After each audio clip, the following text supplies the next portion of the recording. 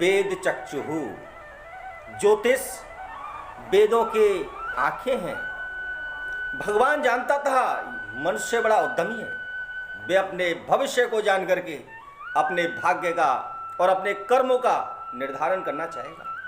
इसीलिए भगवान ने ज्योतिष शास्त्र का निर्माण किया।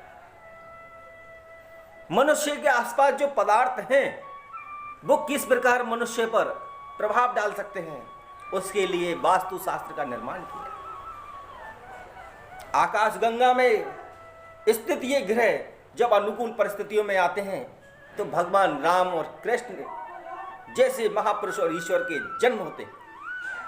और जब आकाशगंगा में तूफान आते हैं, बादल जब फटने लगते हैं, तो रावण, कुंभकर्ण और कंस जैसे राक्षस पैदा होते हैं। 9 ग्रहों की ये गणना मनुष्य को किस प्रकार प्रभावित कर देती है। राहु जब सूर्य के साथ युति करता है तो ग्रहण योग का निर्माण कर देता है। जीवन में मान सम्मान की प्राप्ति नहीं हो पाती है। वही राहु जब चंद्रमा के साथ आता है तो मनुष्य को मनोरोगी बना के डाल देता है। बुद्धि भ्रांत हो जाती है, भ्रष्ट हो जाती है, जीवन में रास्ते नहीं मिल पाते हैं और व्यक्ति मनोरोगी बन जाता है। वही राहु जब देवगुरु बृहस्पति के साथ युति करता है तो महाचांडाल योग का निर्माण करता है। बनते कामों को व्यक्ति स्वयं अपने कर्मों से बिगाड़ के आ जाता है। वही राहु जब शनि के साथ आता है तो वंश के विनाश होने लग जाते हैं। वही राहु जब पंचम स्थान पे हो जाता है तो निसंतान दंपत्ति बना देता है। और वही राहु जब स्वराशि अवस्था में मस्तक स्थान पर आता है तो वैज्ञानिक बना देता है, रचनाकार बना देता है, साइंटिस्ट बना देता है। देवगुरु बृहस्पति जब स्वराशि अवस्था में होते हैं तो मानव के जीवन को परिपूर्ण कर देते हैं, आदर्शमयी बना देते हैं, उन्नति बना देते हैं, जीवन को समृद्ध कर देते हैं।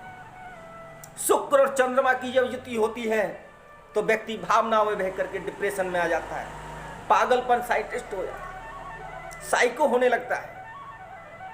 यही शुक्र जब मंगल के साथ युति करता है तो व्यक्ति अपने भुजबल से ऐश्वर्य प्राप्त करता है। यही शुक्र जब स्वराशि अवस्था में कुंडली में विराजमान होते हैं तो मनुष्य को आनंद और ऐश्वर्य की अनुभूति करा देते हैं, भोग विलासता के आनंद देते हैं, सुंदरता और ऐश्वर्य प्राप्त कराते हैं। शनि जब चंद्रमा के साथ युति करते हैं तो विष योग का निर्माण कर देते हैं। ग्रहों की ये अवस्था, इनको समझने के लिए भगवान ने ज्योतिष शास्त्र का निर्माण किया।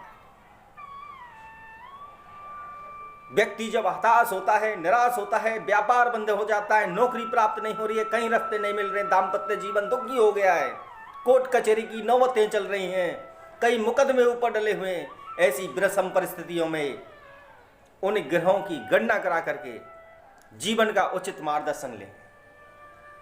इन दोषों के निवारण के लिए शास्त्रों में उपाय दिए हुए हैं।